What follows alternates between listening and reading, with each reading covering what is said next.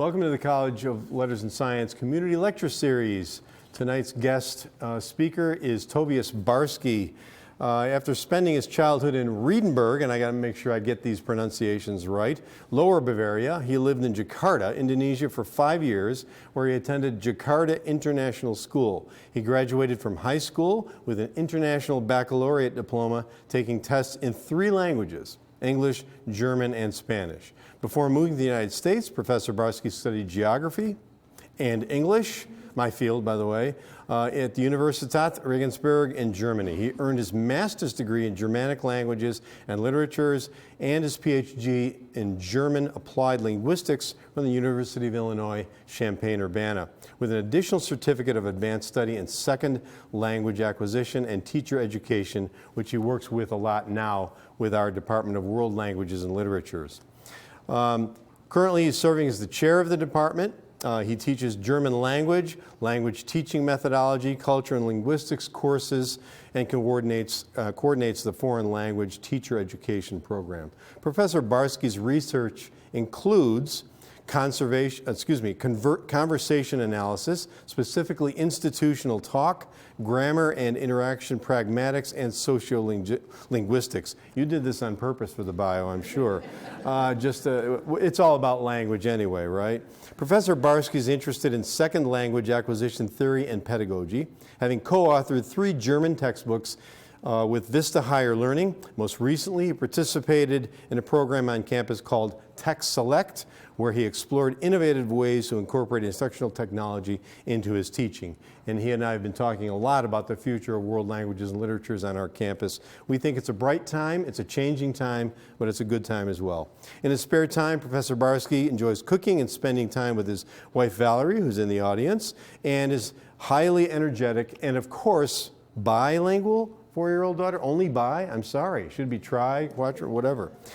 In the past few years, he's pursued his love of soccer more actively by moving from the couch to playing pickup games during the summer. Despite his love for Bavaria, he's a huge fan of the German club Borussia, apparently that's close enough, Dortmund, which currently is the biggest rival of Bayern München. I should say Bayern München, correct? Anyway. Tobias and I have become good friends over the last few years, working on a lot of really interesting ideas together. And so it's my pleasure to introduce Tobias Barsky, and he's going to talk on why the world loves soccer, but Americans hate it. And I tried to get my football lovers here. Are there any NFL fans here? Come on, we got to fight this, okay? Real football. Anyway, Tobias, it's all yours.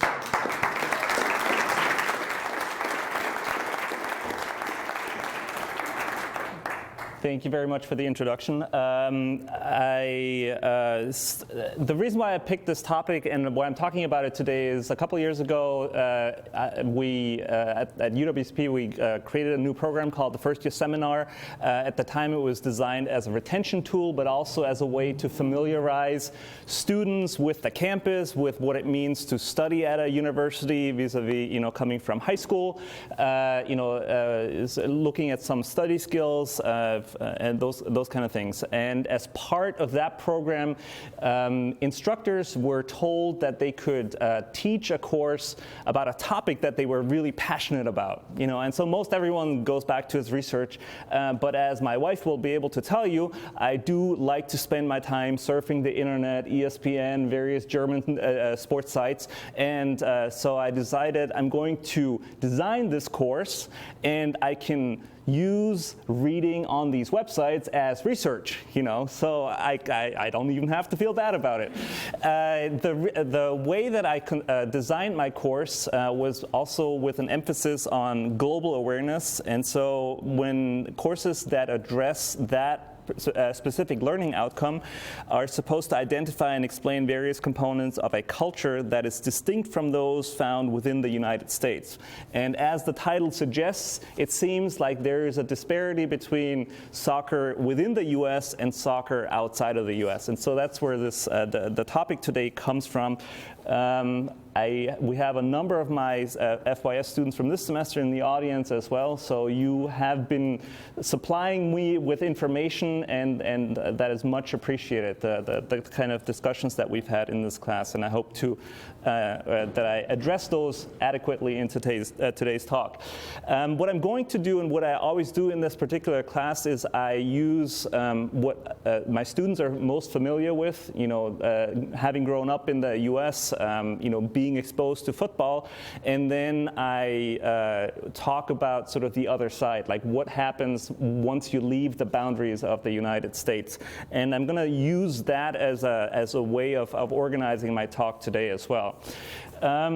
This particular title comes from a piece that was published in 1993 by the author Tom Weir. It was published in USA Today. And what he wrote was, "The World Cup draw is Sunday. Admit it, you don't care, and no matter how much this event gets crammed down your throat next year, you still won't care. The rest of the world, we keep getting reminded, love soccer. Surely we must be missing out on something. Isn't that what the Russians told us about communism? But don't feel guilty. There's a good reason you don't care about soccer, even if it is the national passion of Cameroon, Uruguay, and Madagascar. It's because you are an American, and hating soccer is more American than mom's apple pie, driving a pickup, or spending Saturday afternoons channel surfing with your remote control." So I read this piece with my students very early on in the course, and I asked them, does this accurately describe how a lot of Americans feel about this particular sport? And I think it was you who said that was actually pretty much on target. So there seems to be something inherently about soccer that Americans dislike. It gets also picked up in things like this particular cartoon. Did you get your date back to your place? Yeah, but it was uneventful. We sat there staring at each other waiting for someone to make a move, but after 3 hours, absolutely nothing happened. I felt like I was watching a soccer game. This was actually given to me by one of my colleagues. It seems like ever since I've started teaching this course and I've officially outed myself as a soccer fan, people start coming in and providing me with teaching materials. The third example that I'm going to show you is from a sports journalist called Jim Rome. I'm assuming a lot of you have heard him. He's pretty well known. He used to have a show on ESPN called Rome Burning, but he's somewhat famous for his rants against soccer. And he basically takes the American opinion towards soccer to an extreme, and that's why I wanted to share it with you. I have not burned on soccer in quite some time. I mean, there's only so many times that I can run clips of scoreless ties, guys faking injuries, fans rioting before it becomes gratuitous. But today, Brazilian coach Pedro Santilli has forced my hand. Check him out. Pete walks right onto the field, lowers his shoulder, sort of, and makes incidental contact with this guy who goes down like he was shot. He's barely even touched by some old man in a bowling shirt, and he's writhing on the ground like he got taken out by sniper fire. How very soccer of him, and equally soccer of none of his teammates to have his back, even if he was faking that injury. Like something like that could ever play here. Maybe like Ray Lewis throwing himself on the ground and screaming in pain when Brad Childress bumps him on the shoulder. But wait, it gets better.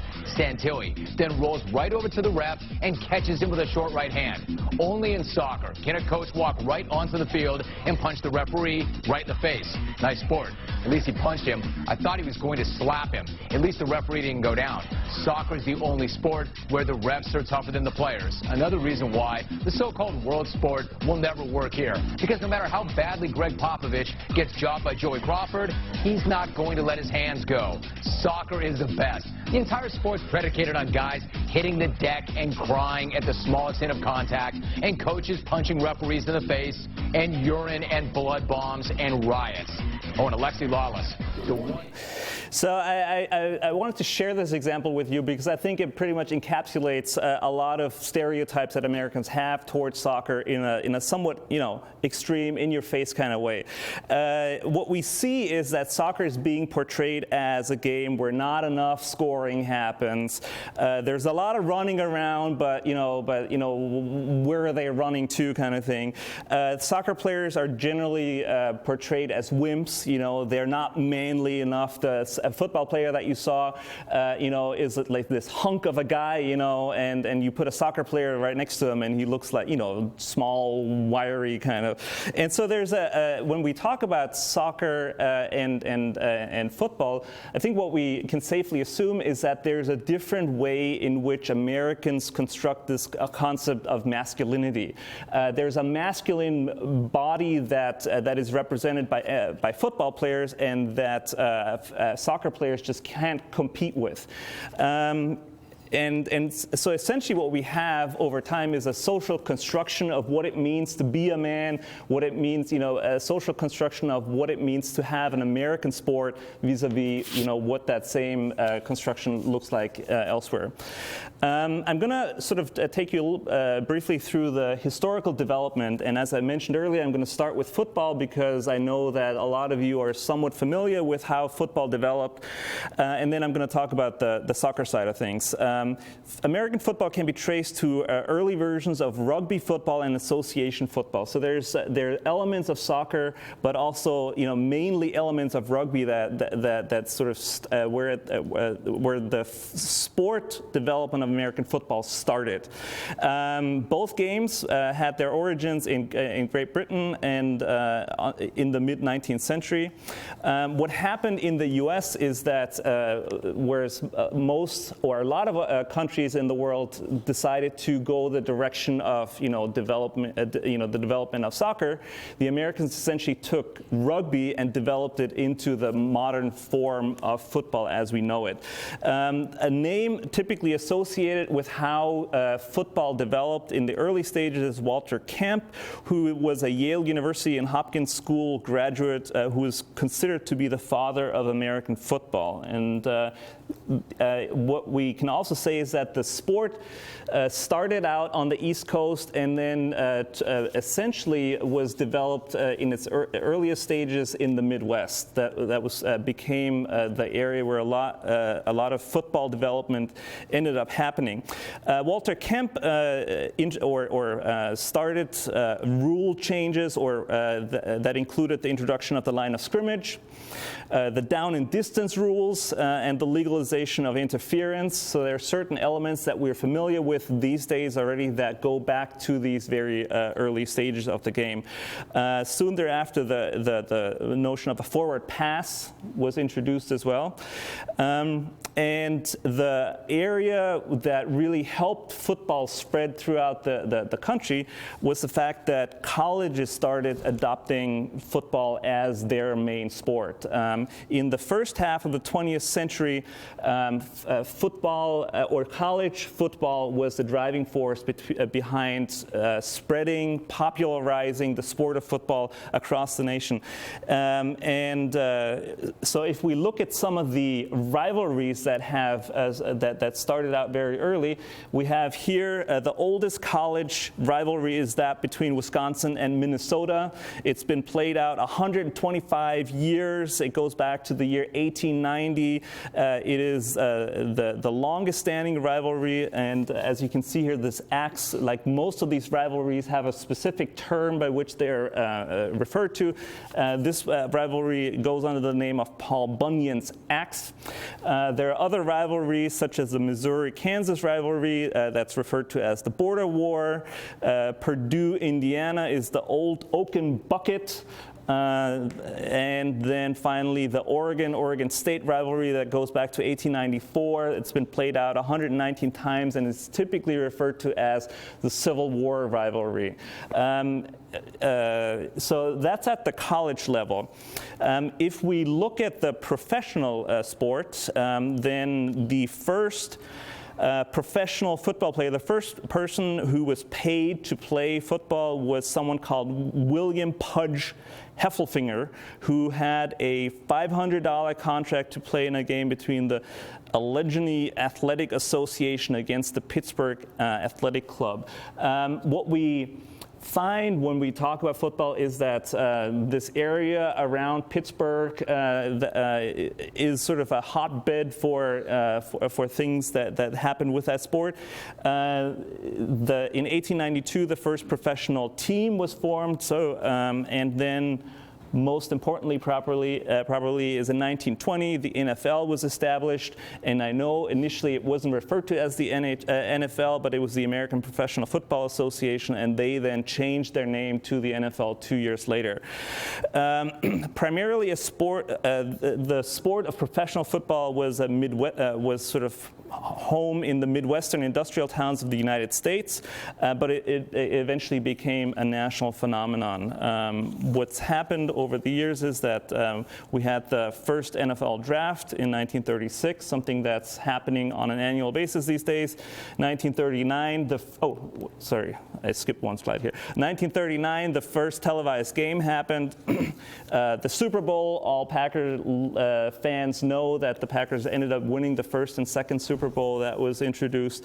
And today, the NFL features 32 teams that are spread out across the entire continental United States, with teams, all the way from, the East Coast. Like this area features a lot of teams. We have teams down in Florida. We have teams all along the Pacific Ocean. So we can safely say that the NFL professional football, the same way that collegiate football spreads the entire US of A. You will realize probably that I chose a map that is very US centered, and there's a reason for that. I know that some of my students argue that, but don't they play football in Canada? No, they don't. Football is an American sport, and it is virtually only played in the US. And as such, it sort of captures the sentiment of what it means to be American. If we now turn our attention to the history of soccer, you notice I have a different map that I have here because I need to address different parts of the world. The starting point of soccer, or the birthplace of modern soccer at least, is England. There were various forms of men running around and kicking the ball and chasing it and trying to score. In 1848, there were the first attempts to standardize the soccer rules. That attempt happened at Cambridge University. In 1863, a group of London-based schools then came through to draw up an agreed set of rules. So this whole notion of standardizing the rules so that everyone was playing the same game was starting to take place there. And so essentially, with the formation of the Football Association in England, modern soccer started its, conquest of the rest of the world. In terms of the timing, so we have 1863, the formation of the FA in England, and just as a reminder, 1869 was the first collegiate football game in the US. So timing-wise, things start, there's a nice parallel there. The games, the two games sort of started to develop at roughly the same time going forward. So this is sort of what we imagine that those first games to have looked like. From England, the game then started to spread fairly quickly. In 1889, Denmark and Holland started to found their own football associations. 1891, New Zealand, so we're already leaving the continent. 1893, Argentina founded their own football association. 1895, Chile, Switzerland, and Belgium. In 1898, Italy joined the fun. In 1900, Germany and Uruguay founded their own football associations. And so what you can see, and what I tried to demonstrate with all these nice little red blocks, is that the game of soccer started to spread worldwide very, very quickly. By 1930, the FIFA had 41 member nations. And in 2007, the FIFA had 208 member nations. So it is truly, a testament to the fact that we're talking about a global sport here. It's not that coincidental that the first World Cup took place in Uruguay in South America, just because soccer gained so much importance on the South American continent. The game of soccer was brought to South America primarily through British who migrated to South American countries for work reasons. So large groups of immigrants from England came over to work on the continent's mineral supply, and the game followed. So they brought with them, what they were familiar with. So the first game, football game, or soccer game, I should say, just sort of to keep the two apart, happened in 1867 in Buenos Aires, which is the capital of Argentina.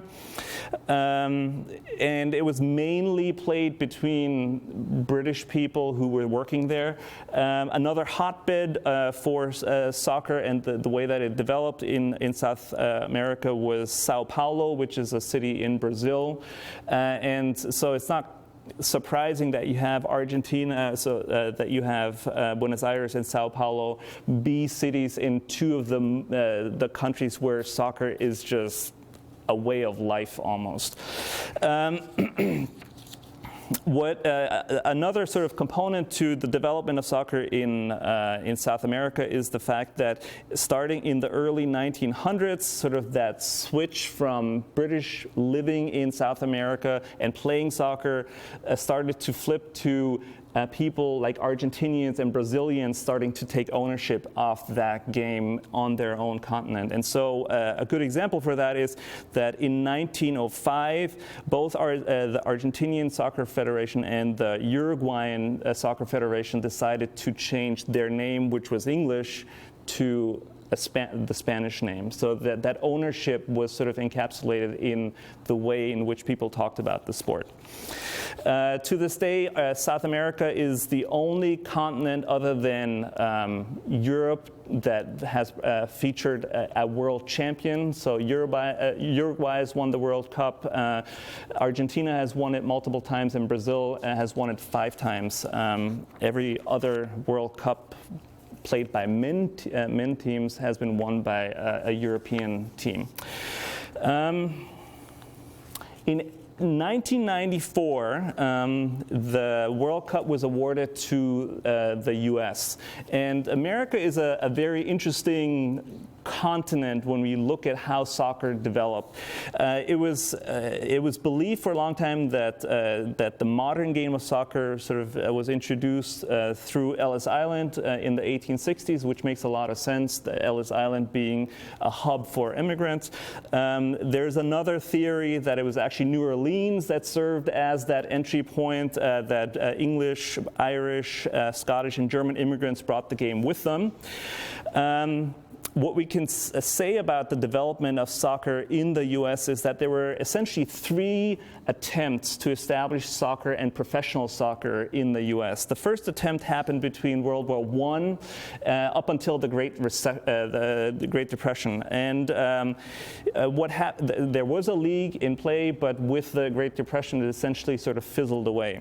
The second attempt happened between 1967 and 1984, when the North American Soccer League was formed.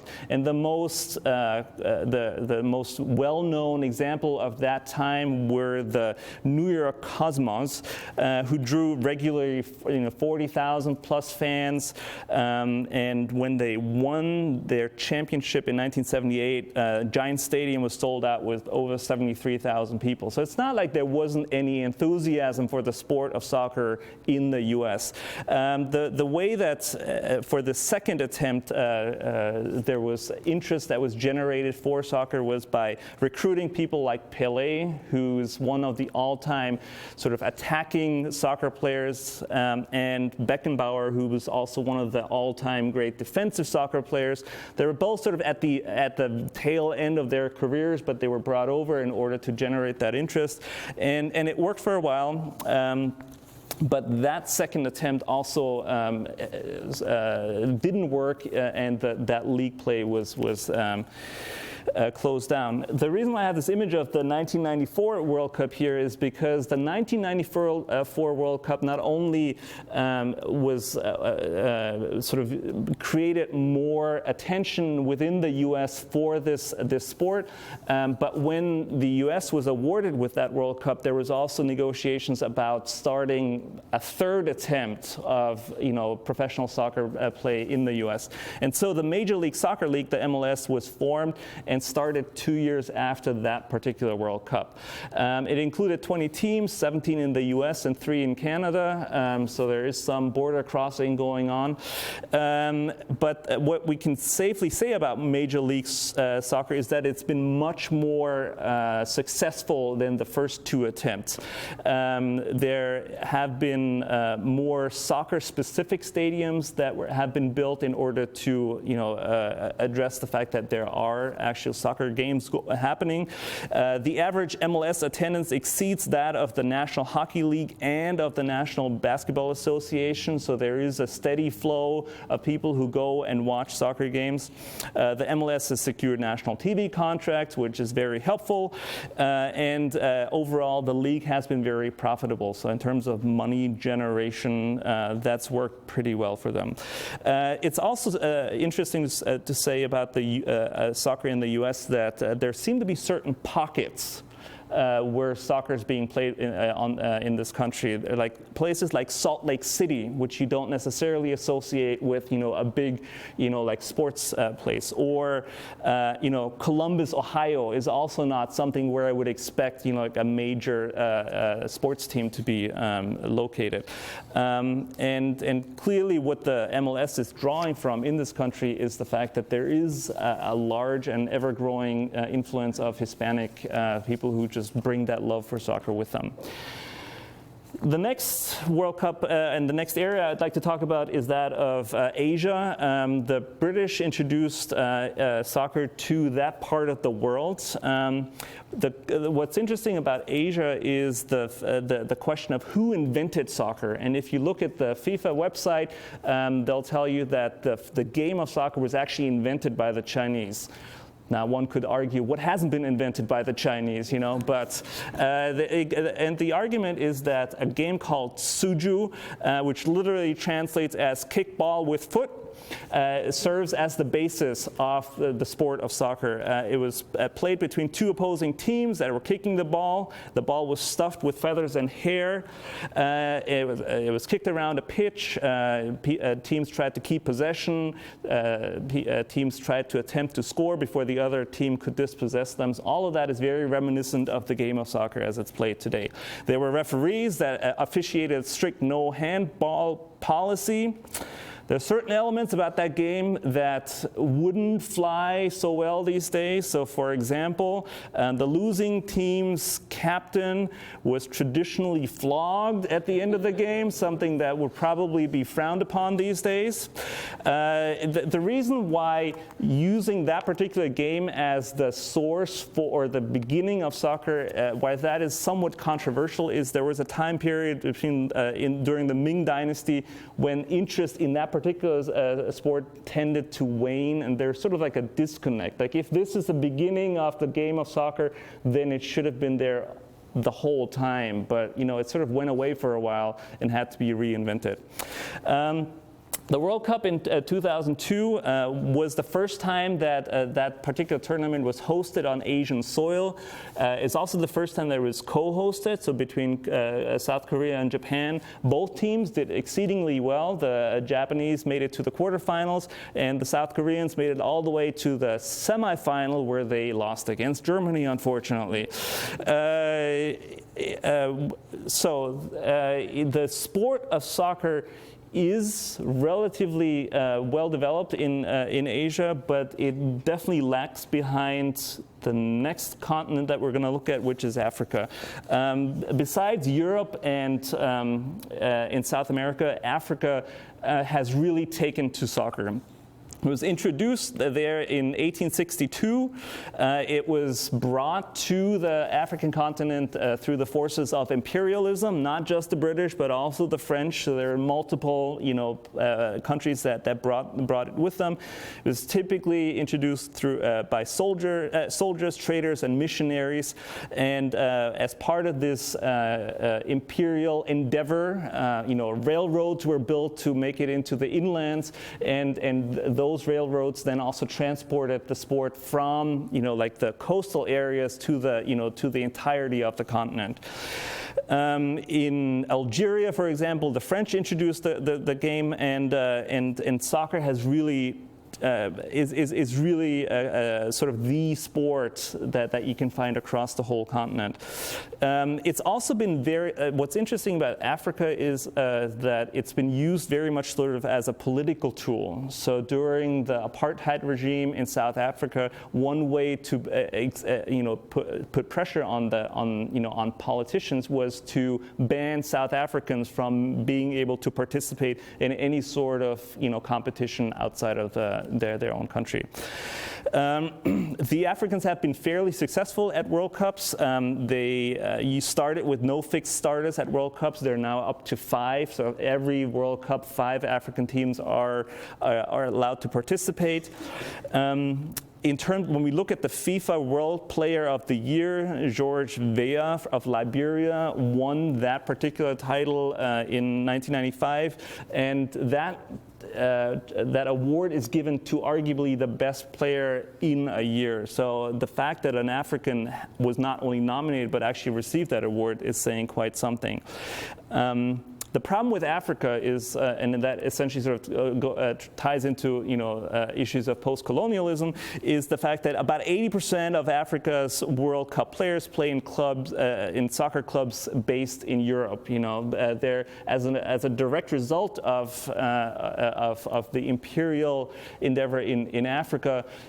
Money was drawn, resources were drawn out of the continent and ended up elsewhere, and so you see that the league play in Africa is really highly underdeveloped. So even though there are some fantastic players that come out of Africa, most of them leave the continent and their country in order to play elsewhere.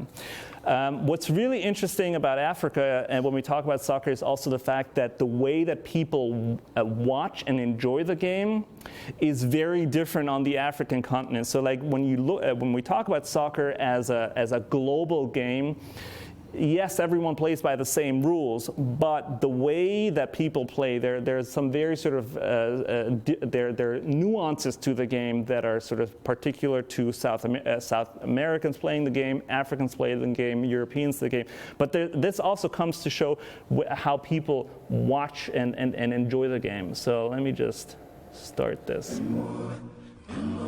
2010 was the first time the World Cup was hosted in Africa, and we were excited to see what the cradle of humankind had in store for us. Before the World Cup, we were being told that, listen, it's South Africa. This is a soulful nation. The singing, the great voices of the country, the spirit of the people. So we thought we were going to get this great chorus of beautiful song voices coming from the stands. All we got was... Yes, the Vuvuzela. It just sounded like this big swarm of bees. Do you know what I mean? Just... Zzz. So anybody who watched the World Cup on any game that was played during the World Cup in South Africa, you constantly got this, complaining about these vuvuzelas. Like, how can you? They're so loud, you can't talk to each other. And for me, what I sort of took away from those kind of comments is a little bit sort of going back to Jim Rome in the sense that, well, that's just the way Africans appreciate that game. And who are we to tell, as non-Africans, who are we to tell people how they have to appreciate the game? To me, it's also fascinating because if I look at like these kind of nuances, I don't think they exist when we look at football. I mean, I think this is something that is a direct result of the fact that soccer is such a globalized game and has just developed in different ways. So that's enough about sort of the historical components. The next issue that we address in my class is like how sports is related to nationalism. You know, like how are those two concepts tied, and how do they go together? And so I'm going to discuss this connection between sports and nationalism, both on the level of two countries playing each other, and then I'm going to look at it as sort of like on a more regional level. And the problem with looking at it at the country level is that, as I mentioned earlier, the Americans are the only ones who are playing the sport of football, and so I don't have an adequate example, you know. So the example I'm going to use is the Miracle on Ice, because it is one of those moments in time in American history when an American team played a sport against another team, and it really sort of galvanized and got people excited and really sort of proud of being an American. So I'm going to play this clip for you before I contextualize it a little bit more. Just see.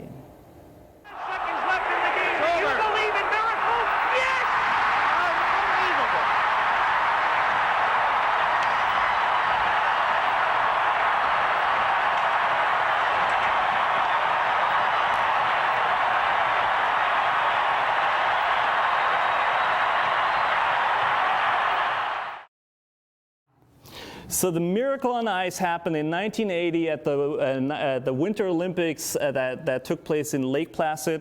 And the significance of this particular game is that the Russians had dominated Olympic ice hockey tournaments for decades. I mean, they were like all over the place, and everyone thought there's no way that the Americans can beat them. Put on top of that, the team that the Americans, you know, put in to play them were made up of college players who, you know, arguably didn't really get along all that well with each other. So, what's even more interesting about this particular game is we're talking about a sports event, but we also need to look at the historical and the broader implications that this particular game had. This game took place at the height of sort of like the second wave of the Cold War. The war in Afghanistan had started just 2 years before. The Russians openly were supporting the communist regime. The Americans had started to provide the Mujahideen, the resistance fighters, with support to fight against that regime. The military buildup, the military arsenal that had been built up as a result of the Cold War was huge. But what you were lacking, so you have these two, you know, countries sort of going at it for years, but they never had a venue of, you know, duking it out. There's all this pressure building up, and where do we go with this, you know? So along comes this particular game, and all of a sudden you have a venue to finally establish who's better than the other person, you know, and you have the amateurs going up against, this heralded team. And what happened was the Americans miraculously, as they say, the Miracle on Ice, miraculously pulled out the win. What's also should be noted here, this wasn't even the final, so they didn't even win the tournament with this game. They just beat the other team in the semifinal. I mean, the victory, I'm sure, was important, but this carried much more weight. The fact that they beat the Russians was huge. Now, what I compare that to with my students is a soccer tournament that happened in 1954. It was a World Cup that was played in Switzerland. And similar to the ice hockey example, you had the Hungarians who were favored to win. They were they'd been undefeated for over 4 years. They were on a 32-game unbeaten streak, and everyone thought, of course they're going to win. On top of that, so they met the Germans in the final, and on top of that, they had beaten the Germans by a score of 8-3 previously. So it seemed like, you know, this is just going to go down the way it is. And it turns out that in the final, the Hungarians took a 2-0 lead after 8 minutes. So at that point, it's like, yeah, all bets are off. You know, this is never going to work out. For the Germans going into that particular match or into that particular tournament, this was the first time post-World War II that the Germans were allowed to compete in an international event again. They'd been banned from international competition as a direct result of World War II. The morale in Germany was, pretty subdued. Germany had been the ones who initiated World War II. They had been, the big villain. Their country had been destroyed. Industry was, still, in the infancy stages of being rebuilt. So this particular moment for the Germans meant a lot. It was the first time they were allowed to, participate in an international event again. It was the first time that the Germans were allowed to play their national anthem again, one of those big moments for, when we talk about nationalism. And so there's a lot that was riding on that game. And so here I have a clip, and it's in German, but you'll get the point of it. Schäfer nach innen geflankt, Kopfball, abgewehrt, aus dem Hintergrund müsste Rahn schießen. Rahn schießt! Tor! Tor! Tor! Tor!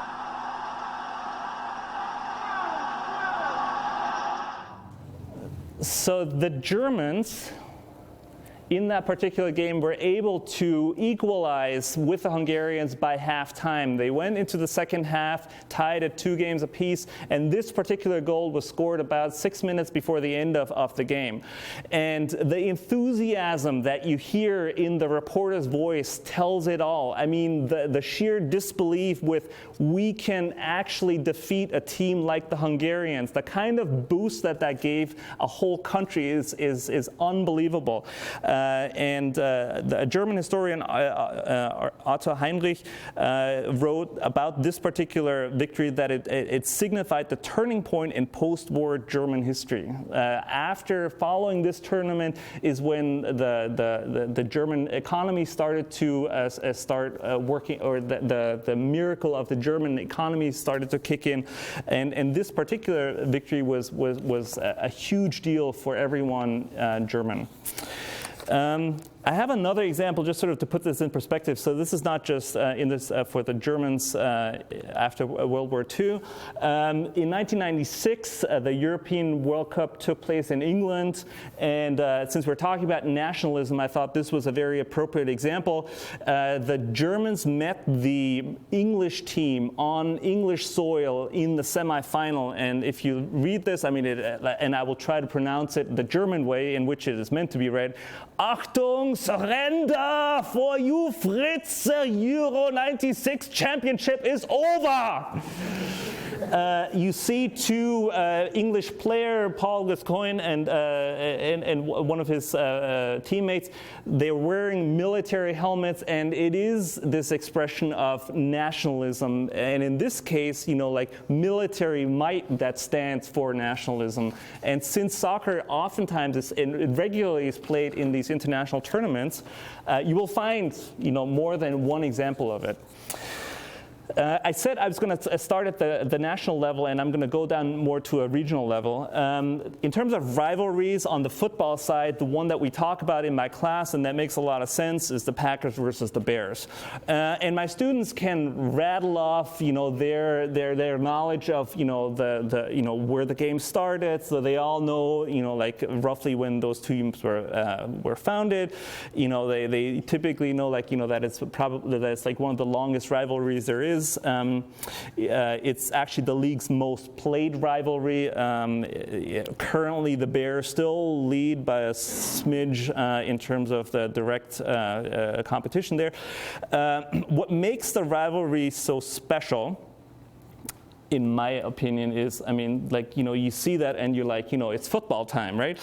Is the fact that the teams are the proximity between the two. I mean, if driving from Green Bay to Chicago, it takes very minimal effort. The long-standing nature of the rivalry, both the success that the two teams have enjoyed between the two of them, 22 championships. In terms of the player success, 27 Hall of Famers on the Bears side, 24 on on the Packers side, we have the cheeseheads, so fans identify with the Packers. They're with all sorts of crazy outfits. They're like the bikini girls that have gone viral. There's all sorts of things that people associate with this rivalry. You have like there's certain traditions that happen during training camps. The players, pick up the bikes of young kids and ride them to the training facility. It's the cheeseheads versus the bears. And I always ask my students, when did you become a football fan? And I think this sort of captures it. People generally don't know. You're born, in close to, or in Wisconsin, and there's almost no option there. You're gonna be a Packers fan. You're socialized into being a Packers fan, and there's always the strange anomaly in my class of people who are rooting for Detroit. And I'm like, really?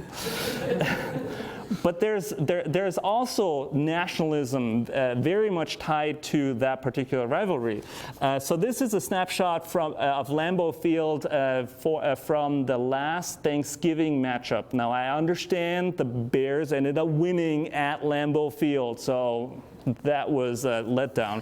But the reason why I chose this picture is because I think it shows the way in which nationalism is portrayed in football games. You have this really great choreography of how the fans make up the American flag. Flags are so important to expressing our feeling of self, like who we are, what group we belong to. You have the flyover. So for Americans, what's really important when it comes to nationalism is the close connection to militarism. The way that the flag is presented at the game, when the national anthem is sung, people generally have a visceral reaction to that. And that's something that's very typical and the way in which I would describe how nationalism and football are very closely aligned. Now, moving to the other side, when we talk about soccer, probably the most anticipated rivalry when it comes to soccer is between Real Madrid and Barcelona. It's typically referred to as El Clásico. It's ironically, or maybe not ironically, it usually gets watched worldwide by as many people as the Super Bowl does. So we're talking about roughly 141 million people who are watching both games. So it gets a lot of media attention. The reason why this particular rivalry is so interesting is because you're talking about a different form of nationalism. So when we look at Real Madrid, it's one of the founding members of the Primera División, and if you go through the list of players that have played for Real Madrid, it's like a who's who of soccer. But they're generally considered to be the team that stands for, Spain as a country. And if you look at the emblem here, in 1920, the word Real and the royal crown in the emblem were bestowed to the club by King Alfonso XIII. So they are the royal club. They're the ones who are associated with Spanish king and queen. And then you look at the other side, Barcelona, which stands for a regional nationalism, if you want. And I know that people in Green Bay or in Wisconsin say we're Wisconsinites vis-a-vis the Chicagoans, and there is a great dislike for the other, but not to the extent that you see in soccer. So the Barcelona, when it was founded, their founding document was not actually written in Spanish, it was written in Catalan, which is a different language. It's not a different dialect. So you're not talking about the differences between how you speak in Texas and how you speak in let's say in the Midwest. We're talking about a different language. Their motto is Més que un club. So we are more than a club. And what that really encapsulates is the fact that people in Barcelona don't just go to a soccer game, but associating with that particular club also means that I am not Spanish, I am Catalan. And there's a very distinct difference there. They wear the Catalan crest on their jersey, And Catalonia is currently also going through the process of potentially breaking away from Spain altogether and declaring independence, which is a real possibility, but something that would cause all sorts of problems. And what happened during the time of the Franco regime, which took place between 1939 and 1975, was that the symbols of regional nationalism were entirely banned. So the club Barcelona had to change its name because it wasn't Spanish enough. They weren't allowed to use the Catalan crest on their jerseys anymore because people or Franco tried to eliminate those elements of regional affiliations, essentially. I have a small clip for you that I want to show you as well, and I'm going to actually comment on it as it plays. So this is a game in Barcelona around the 17th minute. And what happens around around 17 minutes, 14 seconds is the following.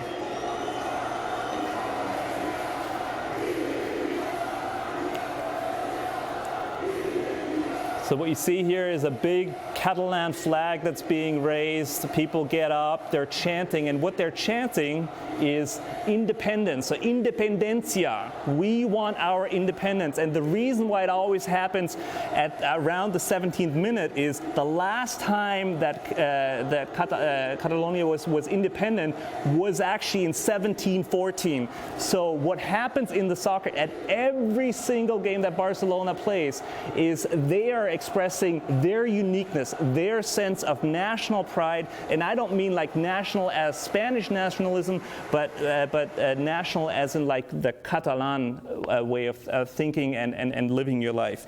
And I think I hope that came across that there are differences between how this regionalism plays out differently in this particular soccer game vis-a-vis what happens in the football example that I showed. I have one more issue that I want to sort of bring up here. So there seems to be this, where I started to talk by saying like Americans hate soccer, and that's actually not true. Because that statement comes from a very gendered perspective. Because when we talk about, how Americans and their opinion vis-a-vis women's soccer, it's a totally different ballgame. And I think ultimately what it comes down to is, well, maybe there just aren't as many women's sport to cheer for, but I think it just comes down to the success component of it all. I mean, American women have been super successful when it comes to playing soccer. They've won the Olympic Games 4 times. They just won the World Cup again last year in Canada. What we can see is in 2004, a match was played at Heinz Field that drew 6,386 spectators. At the same venue after the 2015 World Cup, you had an attendance of 44,000. So I mean, there's definitely an interest for soccer. It's just not for male soccer. It's just for female soccer. We also see that the American women's team was the first team to be awarded a parade through the Canyon of Champions, which is a route that goes through downtown New York. That's typically reserved for when the Giants win the Super Bowl or the Yankees win the World Series. So a women's team, received the honor of having a parade of that sort. And I think it goes to show that there is an appreciation for the sport. It just depends on who plays it. The American or the women's team was the 1999 Sportsperson of the Year voted by Sports Illustrated. Just another example along the same lines.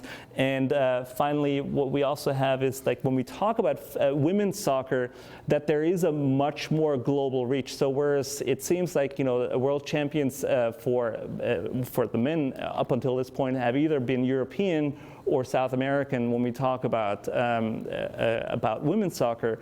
Japan won the World Cup. You know, you have Brazil that's one of the strongest teams. European countries winning. I mean, in the women's as sport, almost more so than on the men's side, it truly sort of has this global appeal that actually includes the American side as well. I want to end my talk by talking about the UWSP mission statement. I said, like, the learning outcome that I'm trying to address in my course is that of a global awareness. And in our mission statement, it reads that we also believe that global citizenship requires that individuals learn to see the world from perspectives other than their own. Some of these perspectives are cultural and developed from the study of other languages, ethnicities, and beliefs. And then the next line that I highlighted, ultimately, the more students are encouraged to step outside their familiar habits and beliefs, the more they gain the wisdom to see connections between themselves and the world around them. And that's really what I'm trying to accomplish with this particular course. You know, I mean, my students are familiar with what football is all about. I don't want them to love the game of soccer the way I do. I mean, when I became American a couple of years ago, and as I moved to Wisconsin, you know, I'm like, oh, this is great. You know, like, Americans like football. I'm a sports person, you know, so I will try to understand that sport. And I've grown to be a Packers fan, and I've been to games, and all that's worked for me. I don't need my students to love the game of soccer. But what I want them to take away is an appreciation for the fact that, yes, you know, they play soccer elsewhere, but there's a reason for that, you know, and there's a historical reason and there are cultural reasons, and bashing them like, you know, someone like Jim Rome does is, you know, I mean, just speaks to, I mean, he does it for a reason, but it also sort of speaks to a certain ignorance, and we don't want our students to be ignorant once they walk away from UWSP. Thank you.